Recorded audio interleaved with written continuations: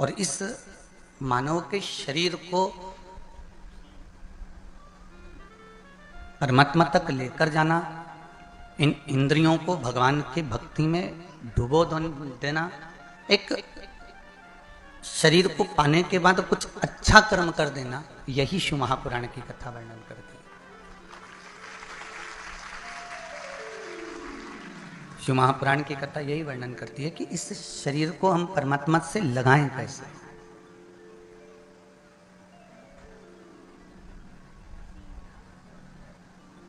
इस शरीर को हम भगवान तक लेकर कैसे जाएं। केवल खाया पिया और सो गए, ये शरीर की मूलता नहीं है महाराज। शरीर की मूलता इसको नहीं कहेगी केवल खाया पिया और आप सो गए, इसमें शरीर की मूलता नहीं है।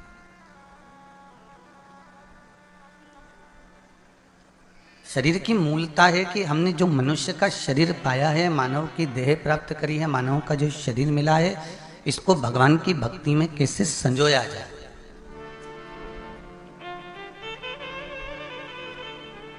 एक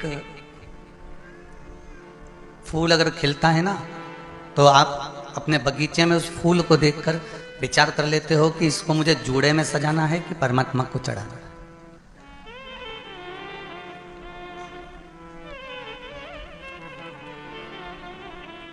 इस फूल को आप देखकर समझ जाते हैं कि इसको मुझे जूड़े में सजाना है कि इसको मुझे परमात्मा को चढ़ाना है। ये फूल, ये पुष्प जो बगीचे में लगाया गया है, जो बगीचे में निर्मित हुआ है, प्रकट हुआ है, उगाया गया है, इसको कैसे संजोना है, इसको कैसे कहाँ लेकर जाना है, इस पुष्प को कहाँ तक पहुँचाना है। उसी तरह जैसे पुष्प के लिए विचार करा जाता है कि ये पुष्प मुझे जूड़े में लगाना है कि भगवान को चढ़ाना है, कहाँ समर्पित करना है, इसको मुझे कहाँ तक पहुँचाना है इस पुष्प को, उसी तरह यहाँ शिव महापुराण की कथा भी कहती है कि परमात्मा ने अपने बगीचे में, इस संसार सागर में हमारा जो जन्म कराया है, हमें जो जन्म दिया है, हम भी उसके बगीचे के एक पुष्प हैं। हम भी उसके बगीचे के पुष्प हैं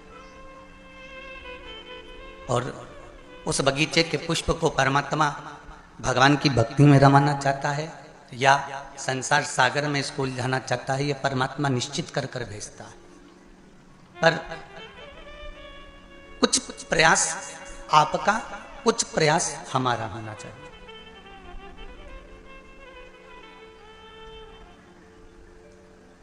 थोड़ा थोड़ा प्रयास यदि हम लोग करते हैं कि हाँ, हमारे चित्त को, हमारे मन को, हमारी वृत्ति को, हमारी सोच को हम परमात्मा तक लेकर जा रहे हैं, तो परमात्मा उसको खींचेगा।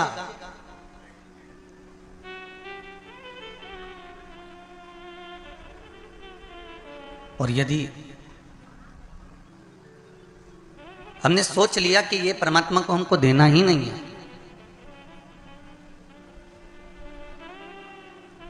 हमें परमात्मा तक लेकर जाना ही नहीं है, तो फिर परमात्मा भी सोचता है कि मैंने जिस पुष्प का निर्माण जिस चीज के लिए करा था, वो पुष्प वहां तक पहुंच ही नहीं रहा।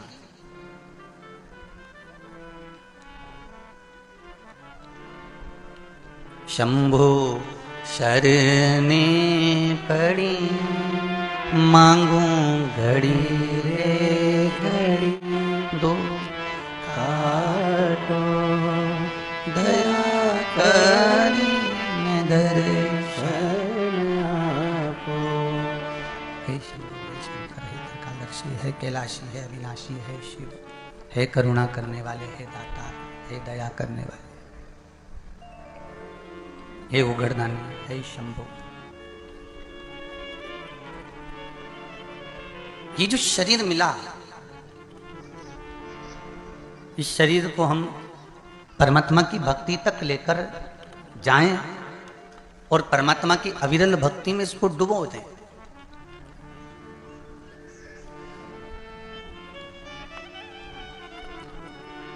जो साहू परिवार द्वारा यहाँ जो कथा चल रही है,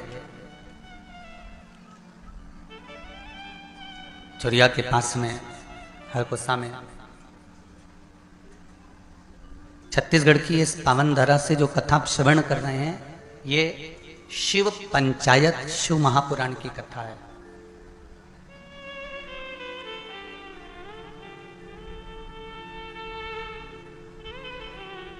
भगवान राम के मंदिर पर जाएंगे, क्या राम जी का रोज जल चढ़ाने को आपको मिलता है? जम के बोलते जाओ जरा। राम मंदिर में रोज जल चढ़ाते हो? नहीं। कृष्ण मंदिर में रोज जाकर जल चढ़ाते हो? नहीं।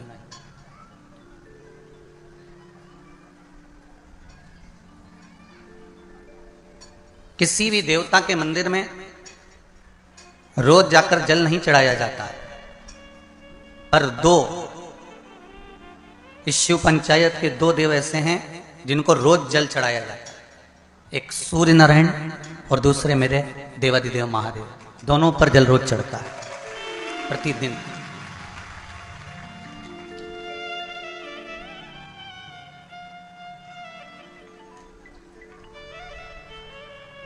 शिव पंचायत में जो दो देव विराजमान हैं, ये कोई साधारण नहीं है महाराज।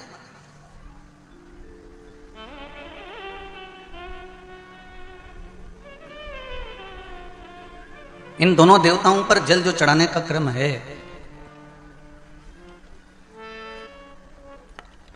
और दोनों ही देव, चाहे मेरे भास्कर देव हों, सूर्य देव हों, आदित्य देव हों, चाहे मेरे देव अधिदेव महादेव हों, दोनों पे जल चढ़ाने का महत्व है। आप में से कितने लोग हैं जो सूर्य को रोज प्रतिदिन अर्घ देते हैं? जरा हाथ उठाइए। बहुत सारे हैं। इधर लीजिए, इधर लीजिए। बहुत बढ़िया, करना चाहिए। ये जो आज के समय में दुनिया के लोगों को जो ये बीमारियां हो रही हैं ना, कि हृदय गति रुक जाती है, कहीं अटैक आ जाता है, कहीं हार्ट काम करना बंद कर देता है, कहीं लीवर किडनी में सूजन आने लगती है, कहीं लीवर काम करना बंद कर देता है, कहीं किडनी काम करना बंद कर देती है, कहीं डायलिसिस चालू हो जाता है, कहीं बाईपास करवाना पड़ जाता है, कहीं नसें ब्लॉक होने लगती हैं, डॉक्टर ने कह दिया बाईपास कराओ।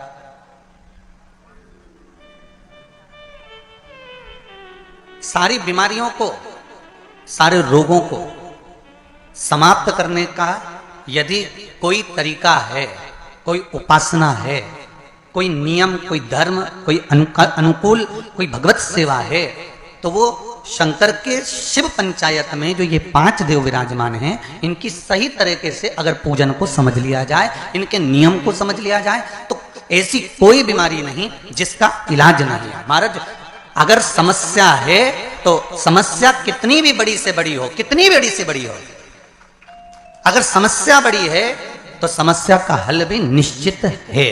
अगर कोई रोग आया है तो उसकी दवाई है। कोई दुख, कोई तकलीफ, कोई कष्ट आया है, कोई रोग आया है, कोई बीमारी आई है, कोई दुख आया है, तो उसका हल है, उसका हल निकले।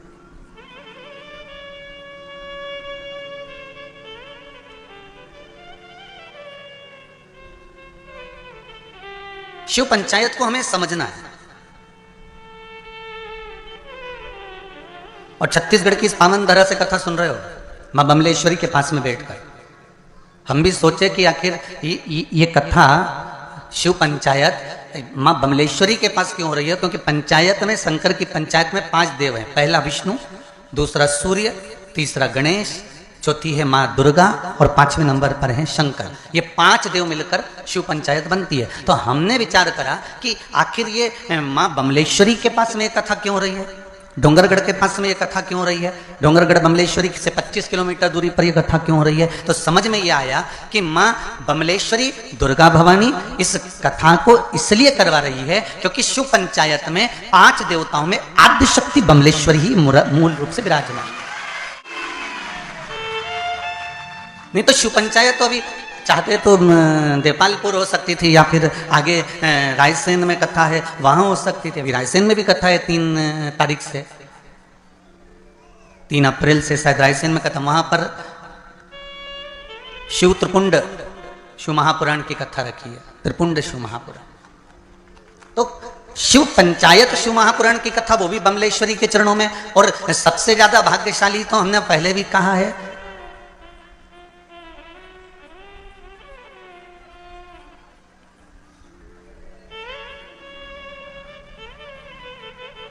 छत्तीसगढ़िया।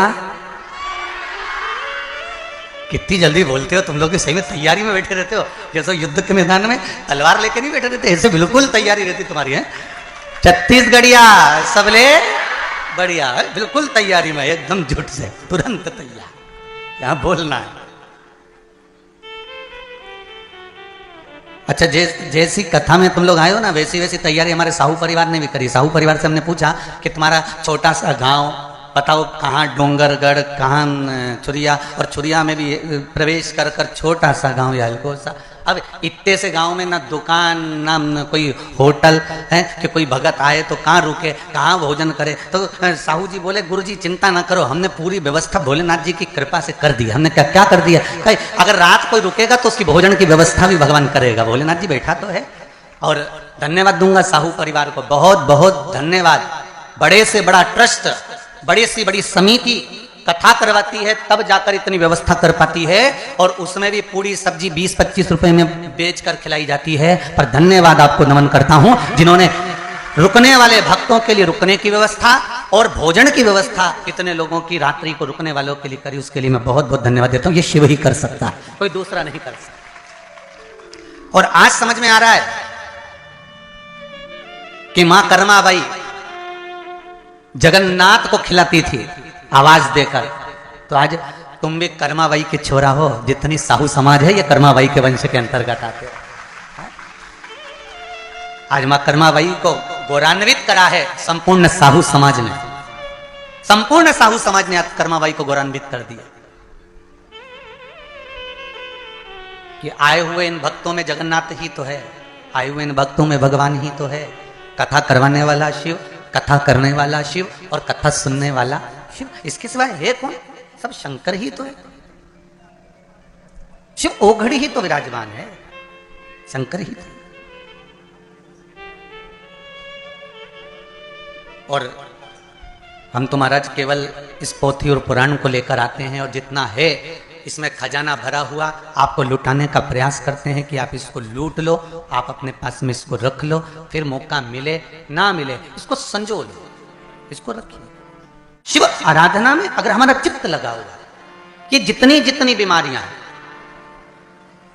फिर निवेदन करूंगा छत्तीसगढ़ की इस पावन धरा से, चाहे हार्ट से जुड़ी हो, चाहे लीवर से जुड़ी हो, चाहे किडनी से जुड़ी हो, चाहे बड़े से बड़ी, यहां तक शरीर में अगर गांठ भी पड़ी हुई है, तो इन शिव पंचायत के एक एक देवता का पूजन का विधान समझ लीजिए। बस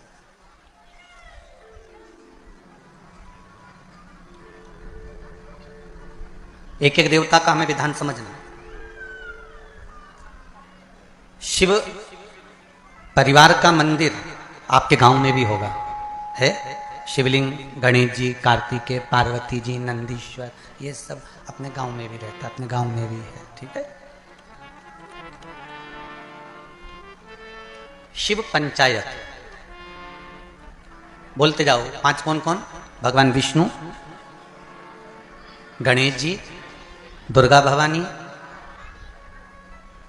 सूर्य नारायण भगवान और भगवान शंकर, ये 5, ये शिव पंचायत के देव हैं।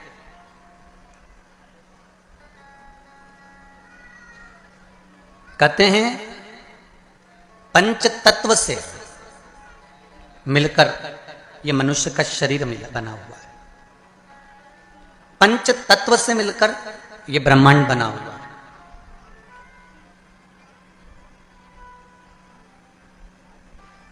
पंच तत्व से मिलकर ही शरीर है और पंच तत्व से मिलकर ही ब्रह्मांड। 5 देव, जब हमारा शरीर छूट जाता है, आत्मा चली जाती है, शरीर जब पड़ा रहता है, तब इसको अग्नि में दिया जाता है। अग्नि में देते हैं तो ये 5 भाग अलग अलग इसके चले जाते हैं, पंच तत्व का शरीर।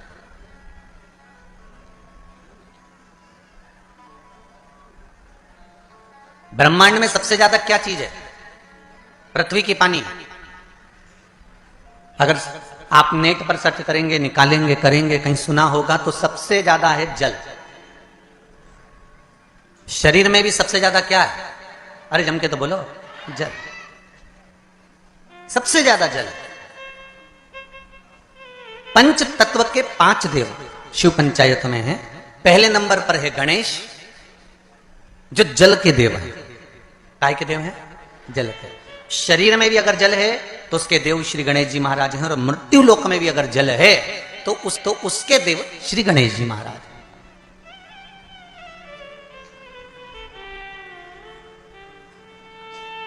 हमारे जीवन में शरीर में जल ज्यादा है, मृत्यु लोक में ब्रह्मांड में जल ज्यादा है, इसलिए सर्वप्रथम किसको बनाया गया?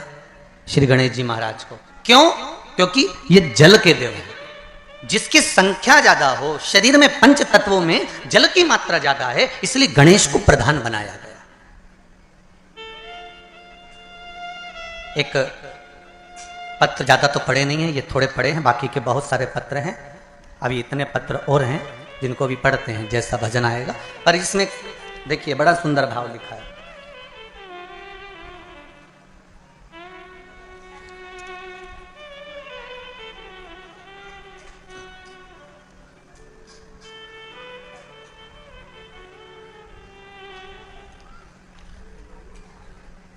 रानू गोस्वामी पाटन, जिला दुर्ग से हैं। कहीं हैं आप? ही जरा दोनों हाथ हिला दो एक बार। हर हर महादेव। दीदी आपने पत्र लिखा है, रानू गोस्वामी पाटन, जिला दुर्ग से।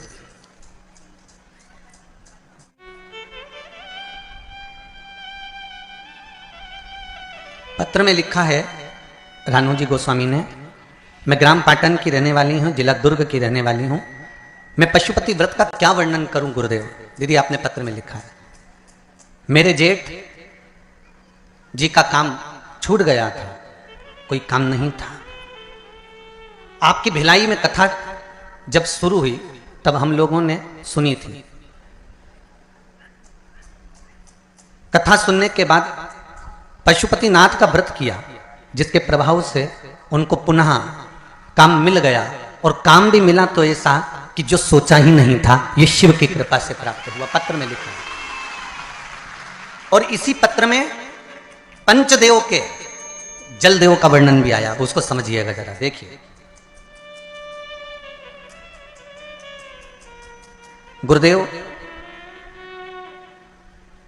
मेरे घर पर, आपने लिखा है, मेरे घर पर पानी की समस्या थी। आस्था चैनल पर भी पत्र पढ़ाया जा रहा है, जिससे कई लोगों को लगे कि कहीं गुरुजी तो पत्र नहीं लिख देते हो, इसलिए आप लोगों को पत्र आस्था चैनल के माध्यम से भी आपको बताया जाता है। गुरुदेव, मेरे घर पर पानी की समस्या थी, जिसके मेरी पुत्री ने व्रत किया था। 5 सोमवार पूर्ण होने के बाद मेरे घर पर बोर हो गया, और अब पानी की समस्या का भी समाधान हो गया है। हम सब अत्यंत प्रसन्न हैं। बहुत बहुत धन्यवाद रानू जी, ग्राम पाटन, जिला दुर्ग से। बैठ जाइए। बहुत बहुत साधुवाद। बाबा देवादिदेव महादेव की कृपा पर बनी रहे। हर हर महादेव। अर्थात इस पत्र के माध्यम से हमको यह समझना है कि हम शिव की आराधना केवल अकेले नहीं करना है। फिर एक निवेदन करूंगा आप लोगों, आप अगर शंकर जी के मंदिर में एक लोटा पानी चढ़ा रहे हो ना, तो ये विचार मत करना कि हमने केवल शंकर जी को चढ़ाया। शंकर भगवान की जहां कटी होती है, अर्थात जो नीचे की पीठ होती है, जिसपे शिवलिंग रखा होता है, वो पीठ है माँ दुर्गा भवानी, माँ आदिशक्ति, माँ जगदम्बा, माँ दुर्गा, माँ देवी। और शिवलिंग जो रखा हुआ है वो शंकर का स्वरूप है। ऊपर से जो जलाधारी में से जल गिर रहा है एक एक बूंद, वो जया, विषहरा, शामरीवारी, दौतली, देव, शिव जी की 5 बेटियां। जो शिवलिंग के सामने एक मोटी सी बीच में लाइन होती है, वो शंकर जी की छोटी लड़की अशोक सुंदरी है। और जो दोनों साइड में भाग नजर आता है, ये गणेश जी और कार्तिकेय जी महाराज। गणेश और कार्तिकेय जहां से जल निकलकर बाहर जाता है, मंदिर के बाहर की ओर जाता है, वहां और शिवलिंग के पास में 33 कौटी देवताओं का स्थान होता है। आप जिस कामना से पशुपति व्रत करते हैं, आप जिस कामना से पशुपति व्रत का नियम धारण करते हैं, पशुपति व्रत करते हैं, जिस कामना से आप पशुपति व्रत उठाते हैं, शिव की आराधना करते हैं, पूजन करते हैं, अर्चना करते हैं, तो गणेश की आराधना भी स्वतः साथ में हो जाती है, देवी की आराधना भी साथ में हो जाती है, सूर्यदेव की आराधना भी साथ में हो जाती है, सभी देवताओं की आराधना साथ में। और जब आराधना साथ में होती है तो उसका फल भी हमको प्राप्त होता है।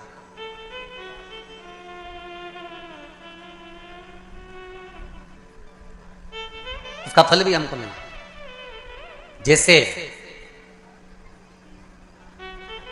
शिव पंचायत का पूजन कर कर एक कलश में जल भरकर पुष्य नक्षत्र में, और वो भी गुरु पुष्य में, ब्रह्म मुहूर्त में कलश में जल भरकर 5 बेलपत्री शिव, गणेश, दुर्गा, सूर्य नारायण और विष्णु भगवान, इन 5 के नाम से जब हम कलश के अंदर डाल देते हैं, और डालने के बाद में गुरु पुष्य के ब्रह्म मुहूर्त में सुबह 4 बजे के करीब में हम जहां हमारा मन पड़े वहां पर अगर बोर लगवा देते हैं तो पानी तो निकलना ही होता है। ऐसा हो ही नहीं सकता कि जल ना निकले, जल निकलेगा ही।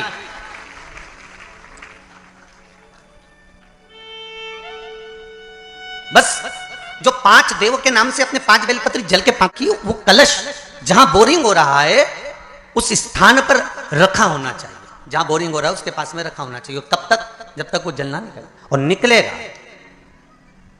पर ब्रह्म मुहूर्त में ही गुरु पुष्य के दिन उसका जल खनन होना चाहिए महाराज, भूमि में से जल के लिए प्रयास होना चाहिए। पंचदेव फिर ध्यान दे लेना, 5 देव कौन से? शिव पंचायत के, क्योंकि देवता होने भी जब यज्ञ के लिए जाते हैं, देवता जब अनुष्ठान के लिए जाते हैं, देवता जब युद्ध के लिए जाते हैं, देवता जब किसी कार्य के लिए जाते हैं, और जब कार्य के लिए पहुंचते हैं, जब देवता कार्य के लिए जा रहे हैं और लगता है कि यह कार्य पूर्ण नहीं होगा, यह कार्य सफल नहीं हो पाएगा, हम जिस कार्य के लिए निकले हैं इस कार्य में कहीं ना कहीं अड़चन उत्पन्न होने वाली होती है, तो सारे देवता उठकर भगवान शंकर के पास जाते हैं और शिव की पंचायत को लगाते हैं। शिव पंचायत में जैसे ही कोई बात सम्मुख में आकर खड़ी हो जाती है, शिव पंचायत में जैसे ही कोई बात सामने लाकर रख दी जाती है, मात्र कुछ ही क्षण में शंकर भगवान की पंचायत उसको समाप्त कर देती है और कार्य सफल कर देती है। शिव पंचायत का बल बड़ा प्रबंध है। अब एक बात और ध्यान दीजिए, कई लोगों के मन में आता है गुरुजी शिव परिवार के मंदिर जाता होते हैं तो शिव पंचायत के मंदिर क्यों नहीं बनते? इंदौर में एक मंदिर है, छत्तीसगढ़ में भी एक मंदिर है, उसकी सूचना भी मैं कल उसमें देखेंगे अपने लिंग पुराण के अंतर्गत, तो उसमें निकल जाएगा। उज्जैन में भी एक मंदिर। तो शिव पंचायत के मंदिर क्यों नहीं बनते गुरुदेव? प्रश्न तो खड़े होते हैं। एक प्रश्न आया है, अच्छा है, देखिए।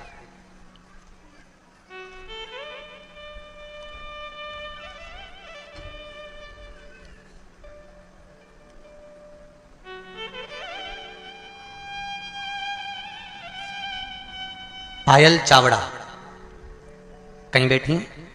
आप ही हैं? दोनों हाथ हिला दो एक बार। हर हर महादेव। सुंदर प्रश्न करा है बेटा आपने, मां बहुत अच्छा प्रश्न है। शिवजी, गुरुदेव आपसे पूछना है, शिवजी आदि और अंत कुछ नहीं है तो उनकी उत्पत्ति भी नहीं हुई है, तो क्षिप्रा मैया उनकी बहन कैसे हुई? कृपया कथा बताएं। बहुत सुंदर प्रश्न है भाई, जोरदार ताली बजाओ। बैठो दीदी बैठो, बहुत सुंदर प्रश्न के लिए बहुत बहुत धन्यवाद। ऐसे प्रश्न अगर उपजे ना, लोग फालतू के प्रश्न करें ना तो वो आनंद ना आए, और जो प्रश्न काम के हैं ना, ऐसे प्रश्न अगर आए ना तो कथा का भी आनंद बढ़ जाए, कथा का भी एक रोचकता बढ़ती है इन प्रश्नों के माध्यम से। अब आपने लिखा है कि शिव की उत्पत्ति या अंत है ही नहीं, आज जन्मा है शंकर। सारे वेद पुराण शास्त्र जो तुमको पढ़ना है पढ़ लो, जो तुमको उठाना है उठा लो, सबके जन्म का प्रसंग मिलेगा, शिव के जन्म का नहीं। हां, विष्णु पुराण में शिव के जन्म का एक प्रसंग छोटा सा ब्रह्मा जी के द्वारा प्रकट होने का लिखा है।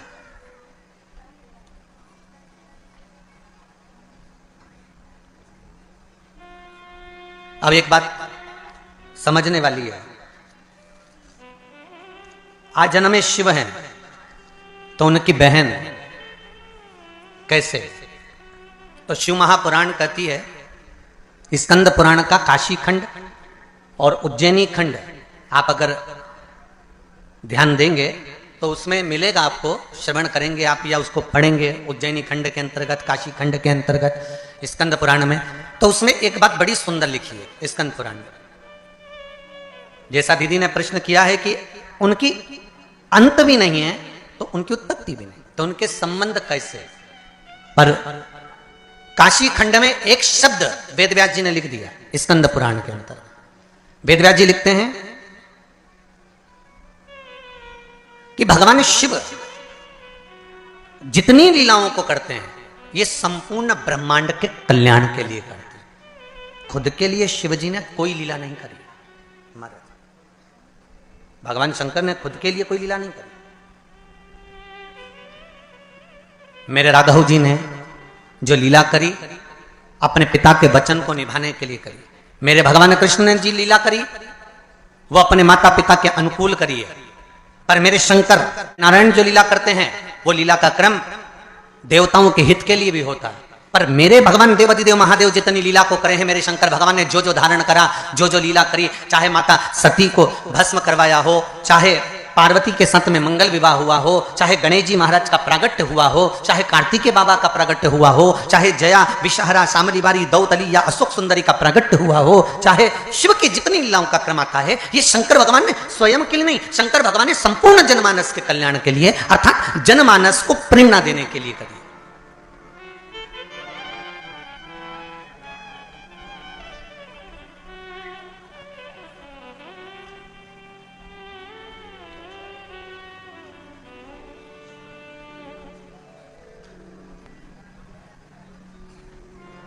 पार्वती, नर्मदा, मां गंगा, क्षिप्रा, सरयू, मंदाकिनी, गोदावरी, कृष्णा, भारत की भूमि की जितनी पवित्र नदियां हैं, भारत की भूमि की जितनी पवित्र नदियों का उद्गम है, भारत की धरा पर जितनी पवित्र नदियां प्रकट हुई हैं, यह कोई संसार सागर में मृत्यु लोक में ऐसे ही प्रकट नहीं हो गई। देव अधिदेव महादेव के पास में बारंबार सारी नदियों के लिए प्रागट्य के लिए निवेदन किया गया, पंचायत में यह सिद्ध किया गया, तब जाकर इन नदियों को प्रकट किया गया। और एक बात अपने जीवन में उतार कर रखना, जितनी पवित्र नदियों में आप स्नान के लिए जाओ, जितनी पवित्र नदियों में आप स्नान करने के लिए जाओ, आपसे करबद्ध हाथ जोड़कर निवेदन है कि उन नदियों की पवित्रता पर कभी दाग लगाकर मत आना। परंतु आप और हमने सारी पवित्र नदियों को गंदा कर कर रखा, सारी पवित्र नदियां।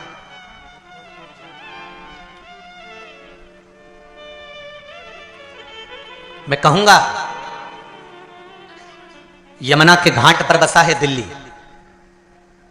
दिल्ली कहां पर बसा हुआ है? यमुना के घाट पर बसा हुआ है। आगरा यमुना के घाट पर बसा हुआ है। मथुरा और वृंदावन यमुना के घाट पर बसा हुआ है।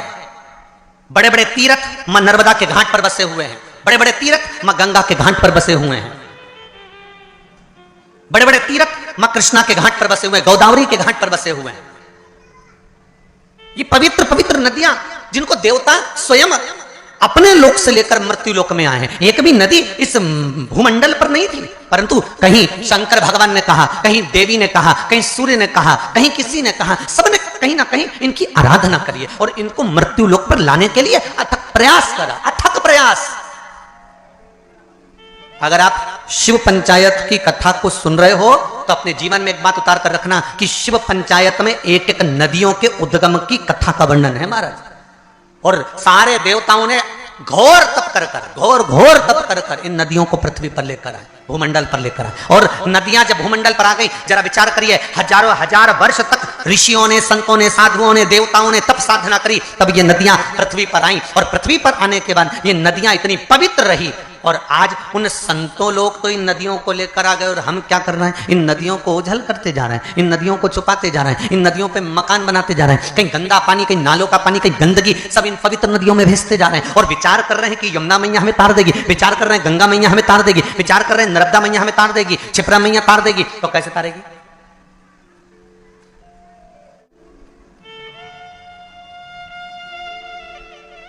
आपके जीवन को सुख देने के लिए। मेरे को साहू जी बता रहे थे, श्री दिनेश जी कह रहे थे कल गाड़ी में, कहे गुरुजी हमारे क्षेत्र के प्रशासन को हमने सूचना दी है कार्यक्रम की, तो प्रशासन के द्वारा गुरुदेव हमने जब कहा कि छोटे छोटे तालाबों में और नहर में पानी रहेगा तो जितने सारे भगत यहाँ कथा सुनने के लिए आ रहे हैं उनको नहाने में या आदि कोई कार्य में तकलीफ नहीं होगी। तो प्रशासन ने बात मानकर नहरें चालू कर दी और नहरों से पानी भर दिया तालाबों में। मैं धन्यवाद दूंगा यहाँ के प्रशासन को।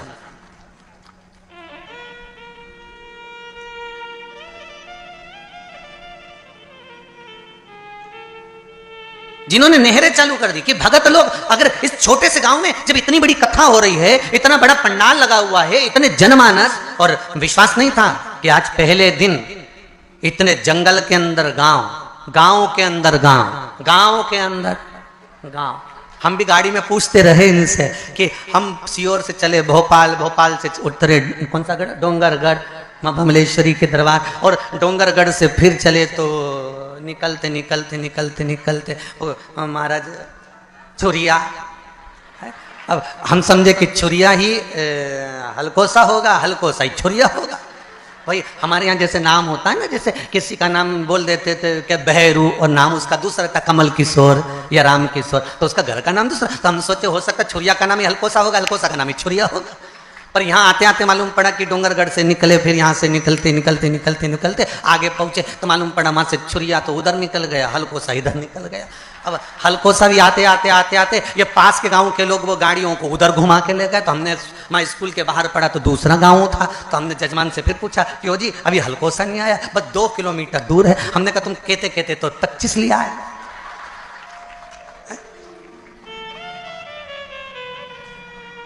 पर साहू जी बहुत आनंद का विषय यह है कि इस हलकोसा गांव में जिसने छत्तीसगढ़ वालों ने कथा नहीं सुनी वो बाद में पछताएगा, ये पक्का है। इतनी शांति, इतनी शीतलता, इतना आनंद भरा हुआ है इस गांव के अंतर्गत, शांति और शीतलता और एक आनंद,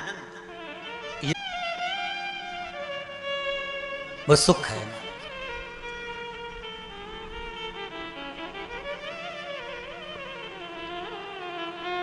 पवित्र नदियों का उद्गम हमारे यहां शिव महापुराण में वर्णन है महाराज। तो मेरा निवेदन है जितना सबका ध्यान रखा जाए उतना ध्यान पवित्र नदियों पर भी दिया जाए। जितनी पवित्र नदियां हैं उन पर हमारा ध्यान केंद्रित होना चाहिए, केंद्रित। करोड़ों रुपए नदियों की सफाई पर खर्च हो जाते हैं, पर पता नहीं पड़ पाता कि वो नदी की सफाई हुई कि रुपए की सफाई हुई।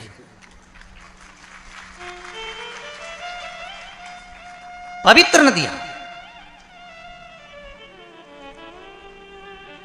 चाहे गंगा हो, यमुना हो, सरयू हो, क्षिप्रा हो, सरस्वती हो, ये सब मेरे देवादिदेव महादेव ने जिनको प्रकट करा है, इन नदियों को लेकर आए। जैसे जीजी ने प्रश्न करा कि शिव आ जन्मा है, शंकर आ जन्मा है, तो उनकी बहन कैसे हुई? शिव महापुराण की कथा कहती है कि भगवान शंकर को एक दूषण नाम के राक्षस का संहार करना था जो ब्राह्मण के बच्चों का रक्त निचोड़कर पी रहा था। तो शिव लीला करने के लिए एक नदी को प्रकट करना चाहते हैं। देवताओं के हित के लिए शंकर गंगा को प्रकट करना चाहते हैं। वेद व्यास जी के ज्ञान की वृद्धि करने के लिए शंकर भगवान सरस्वती को प्रकट करना चाहते हैं। संसार में बहुत गरीब से गरीब भी लोग रहेंगे जो अपने घर में शंकर की मूर्ति अगर रखेंगे तो उनके पास यज्ञ करने का पैसा भी नहीं होगा, हवन करने का धन भी नहीं होगा। इसलिए शंकर भगवान नर्मदा जी को प्रकट कर दिया। कौन सी नदी प्रकट करी? नर्मदा। तो पूछा नर्मदा नदी को प्रकट करने का कारण क्या था? शंकर भगवान से पंचायत में बैठे हुए देवताओं ने, भगवान विष्णु ने, भगवान सूर्य ने, माता जगतजननी दुर्गा भवानी ने, श्री गणेश जी महाराज ने, सबने प्रश्न करा कि भोलेनाथ आपने नर्मदा को क्यों प्रकट करा? तो शंकर भगवान कहते हैं नर्मदा को प्रकट करने का केवल एक कारण है कि नर्मदा का जो कंकर निकलेगा वो शंकर होगा। इसको ना यज्ञ की जरूरत है ना अनुष्ठान की जरूरत है, जिसने ले जाकर बिठा दिया वो वही सिद्ध हो जाएगा, वो वही सिद्ध हो गया। उसको प्राण प्रतिष्ठा की भी जरूरत नहीं है, वो तो जहां रखा वह सिद्ध है।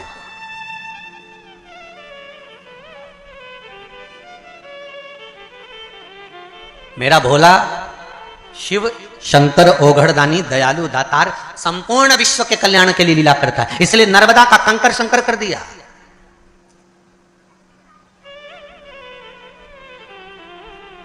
और शिव कृपा, शिव दया, शिव करुणा किसको कहते हैं कि जहां शंकर की कथा होती है, शंकर का स्मरण होता है, शंकर का भजन होता है, वह भूमि भी कंकर भी शंकर हो जाता है। और कुछ दिन के लिए, 7 दिन के लिए तो हलकोसा की पावन धरा भी कंकर भी शंकर। एक कंकर शंकर का भी पत्र अच्छा आया, देखिए।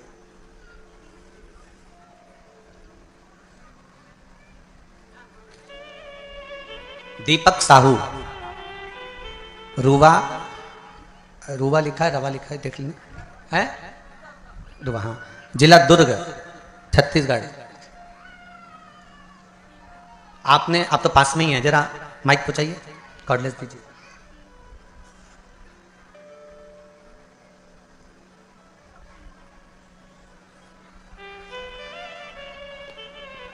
पत्र में लिखा है, गुरुदेव, रुद्राक्ष महोत्सव चल रहा था कुबेरेश्वर धाम पर, और रुद्राक्ष महोत्सव जब कुबेरेश्वर धाम पर चल रहा था तब हम लोगों ने टिकट करवा रखे थे। 10 लोगों के सबके टिकट हुए और सबने टिकट करवाए। गुरुदेव, सबके टिकट कैंसिल भी हो गए क्योंकि आपने व्यासपीठ से सबको आने के लिए मना कर दिया था। सही है? श्री शिवाय नमस्तुभ्यं। शिवाय नमस्तुभ्यं गुरुजी। कहाँ से हैं बाबू आप? ग्राम रुदा, जिला दुर्ग। कहाँ है ये? दुर्ग के पास, दुर्ग से 30 दुर्ग छत्तीसगढ़ से। जी जी, क्या कृपा करी बाबा ने? जी, जैसे ही मैं कुबेश्वर धाम से आया, मेरा काम पेंटिंग का काम करता हूँ। आपका टिकट कैंसिल नहीं हुआ था क्या? हो गया था। हो गया? नहीं हुआ था टिकट। मैं टिकट कैंसिल करने के लिए स्टेशन गया, जहाँ से टिकट कैंसिल करवाया वहाँ गया, बिलासपुर। आवाज बढ़ाइए बाबू। हाँ, मैंने टिकट कैंसिल करने के लिए स्टेशन गया और जहाँ से करवाया वहाँ गया, वहाँ से भी नहीं हुआ तो बिलासपुर फ़ोन लगाया। मेरे दोस्त रेलवे में हैं, बोले आपका टिकट कैंसिल नहीं हो पा रहा है। तो मैं सोच में पड़ गया कि मैं क्या करूं जी। तो फिर मेरा तो ध्यान कुबेश्वर धाम पे था, तो फिर मैं बिना सोचे ही अकेले निकल पड़ा। और जैसे ही मैं वहाँ गया, अच्छा दर्शन हुआ, जगह भी सामने मिल गया मेरे को। उसके बाद जैसे ही वहाँ से आया, दूसरे दिन से रोज फ़ोन आता है कि यहाँ काम है, वहाँ काम है। मैं बता नहीं सकता बाबा जी, ऐसा लगता है कि मैं कुबेश्वर धाम पी रहा हूँ। जय हो, जय हो। आपने एक लाइन बड़ी सुंदर लिखी है। मैं एक बात सबको बोलना चाहता हूँ कि एक बार कुबेरेश्वर धाम जरूर जाएं। ये आपने लिखा है पत्र में, मतलब कुबेरेश्वर बाबा ने आपको दिया ना, बस। श्री शिवाय नमस्तुभ्यं। बैठिए, बहुत बहुत साधुवाद। शिव कृपा ही ऐसी है। अब जहां जैसे लिखा है इन्होंने, दीपक जी साहू ने, कि गुरुदेव सबके टिकट कैंसिल हो गए, मेरा नहीं हुआ। मतलब कहीं ना कहीं बाबा को बुलाना था। अब आपने बिलासपुर तक विचार कर लिया टिकट कैंसिल करने के लिए, सारा दम लगा लिया, पर शिव को नहीं कराना था। शंकर ने बुलाया और आप चले भी गए, पहुंच भी गए, और बाबा ने कृपा करी, और ऐसी कृपा करी कि 10 जगह से काम के लिए फोन आना चालू हो गया और बाबा ने आपको काम दे भी दिया। ये शिव की कृपा। आप विश्वास रखकर अगर कथा को श्रवण कर रहे हैं, विश्वास रखकर कथा स्मरण कर रहे हैं, मैं फिर निवेदन करूंगा, भले आस्था चैनल पर कथा सुन रहे हो, चाहे मोबाइल पर कथा सुन रहे हो, चाहे फेसबुक यूट्यूब पर कथा सुन रहे हो, चाहे पंडाल में बैठकर कथा सुन रहे हो, आपकी चित्त वृत्ति मन विश्वास के साथ अगर कथा सुन रहा है तो ये मानकर चलना कि 3 महीने में बाबा कुंवर भंडारी आपके भंडार भर ही देगा, ये पक्का। अब उससे प्रार्थना तो करो। पंच तत्व से बना ये शरीर, पंच तत्व से निर्मित ये ब्रह्मांड, और शिव पंचायत के वो 5 देव इस पंच तत्व के मूल स्वरूप हैं। पंच तत्व में जल की मात्रा ज्यादा है, इसलिए उसका जो मूल है वो श्री गणेश जी महाराज। दूसरे नंबर पर है पंच तत्व में वायु। और वायु के अगर कोई देव मूल रूप से माने गए हैं तो वो भगवान विष्णु है। शरीर में वायु का एक मूल स्थान होता है।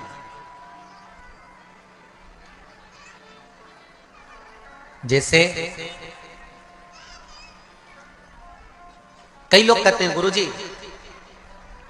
आप कहते हो कि कथा सुनना चाहिए, कथा पंडाल में जाना चाहिए या कथा श्रवण करना चाहिए, चाहे चैनल पर सुनो चाहे कहीं पर भी सुनो, पर कथा सुनो। भाई एक बच्चे ने प्रश्न किया था कि आप कहते हो कि भगवान सब जगह पर है, तो फिर हमारी मम्मी तुम्हारी कथा में क्यों जाती है? जब भगवान सब जगह पर है तो हमारी मम्मी को कथा में जाने की जरूरत क्या है? हमने भी वही कहना चाहते हैं। हवा सब दूर है, बोलो सही है कि गलत है? बोलते जाओ जरा जम के, सही है? हवा सब जगह पर, और गाड़ी के पहिया पंचर हो गया हो, उसकी हवा निकल गई हो, और तुम किसी से जाकर कहो कि तुम पहुंच गए छुरिया में और वहां जाकर तुमने कहा कि साहब हमारी गाड़ी के पहिए की हवा निकल गई है, और कोई तुमसे कहे हवा तो सभी जगह पर है, हवा की कोई कमी नहीं। अभी हम छुरिया तो नहीं गए पर जाएंगे जरूर एक बार, नाम इतना जोरदार है तो घूमने में क्या दिक्कत है? तो कोई तुमसे कहे कि सब हवा निकल गई है पहिया की, और हवा तो वो कोई तुमसे कहे ज्ञान की बात है, हवा तो सभी जगह है, तो सब जगह है तो पहिए की हवा सभी जगह है, सभी जगह। अब तुमने सोचा ये तो पागल है, इसके क्या मुंह लगना, फिर किसी के पास वहां जाकर तुमने कहा भैया हवा हमारी गाड़ी के पहिए की हवा निकल गई, तो वो तुमसे क्या हवा तो अच्छे अच्छे की निकल जाती है।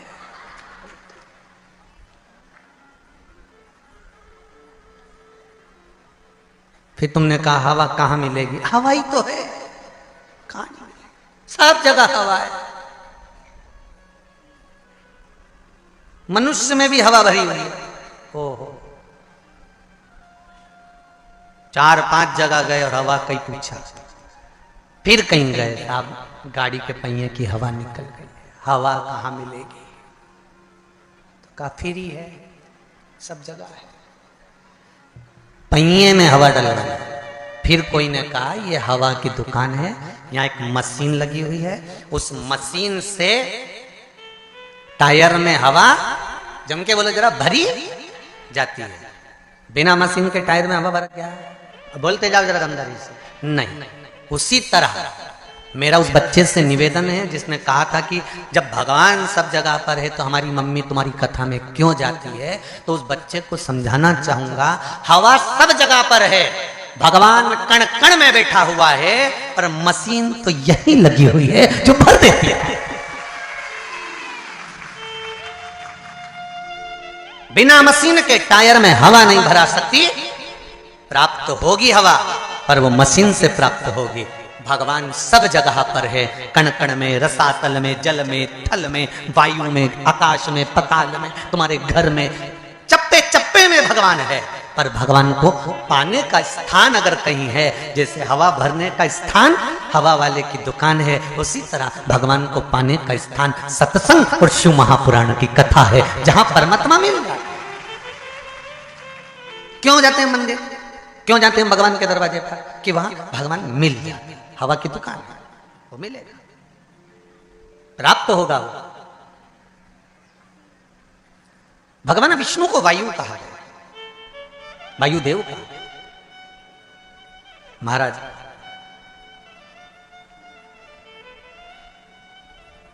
इस मनुष्य के शरीर में वायु का अपना एक तत्व का, पंच तत्व में से एक तत्व है वायु, जो शरीर के अंदर है।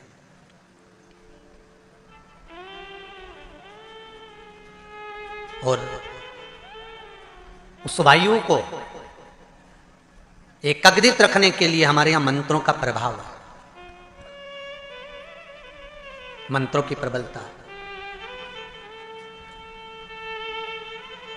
तीसरे नंबर पर है शिव, पृथ्वी का स्वरूप, पृथ्वी के देव। पृथ्वी का देव 33 कोटि देवताओं में किसी को नहीं कहा गया, पृथ्वी का देव केवल एक को कहा गया है, वो देव अधिदेव महादेव है, क्योंकि ये पृथ्वी के देव हैं। मृत्यु लोक का अगर आधिपत्य किसी के पास है तो शिव के पास। अब एक बात सावधानी से सुनिएगा, शायद शिव महापुराण के माध्यम से अभी तक ये बात सामने नहीं आई, पर शिव पंचायत कथा में आ रही है। जितने आस्था चैनल पर कथा सुन रहे हो, जितने फेसबुक और यूट्यूब पर सुन रहे हो, और जितने इस छत्तीसगढ़ की पावन धरा पर बैठकर सुन रहे हो, बहुत सावधानी से सुनना। एक प्रश्न हमारे भीतर खड़ा होता है, जब हम सूर्य नारायण भगवान को अर्घ देते हैं, जल चढ़ाते हैं, तो वो जल पृथ्वी पर जब गिरता है तो उसके छींटे हमारे शरीर पर लगते हैं, क्या वो ठीक है? क्या वो श्रेष्ठ है? तो शिव महापुराण की कथा कहती है, जब हम सूर्य को अर्घ देते हैं, सूर्य को जल चढ़ाते हैं, वो पानी जब पृथ्वी पर गिरता है, उसके छींटे हमारे शरीर पर लगते हैं, तो वो श्रेष्ठता का भाव निर्मित करते हैं, वो गलत नहीं हो सकता। कारण अब वो भी समझ लीजिए। अब सूर्य नारायण भगवान को आप जल चढ़ा रहे हो तो छींटे नहीं लगे, उसके लिए क्या स्टूल पे चढ़ के चढ़ाओगे कि कुर्सी पे चढ़ के चढ़ाओगे? अरे बोलो तो सही। अब कई लोगों के दिमाग में यह बात भरा गई कि हम भगवान को जल चढ़ाते हैं, वो हमारे शरीर में छींटे लगते हैं, जमीन पे से पानी गिरता है, वो हमारे शरीर को छींटे लगते हैं, भगवान को अच्छा नहीं लगता होगा। कौन ने कहा? पहले तो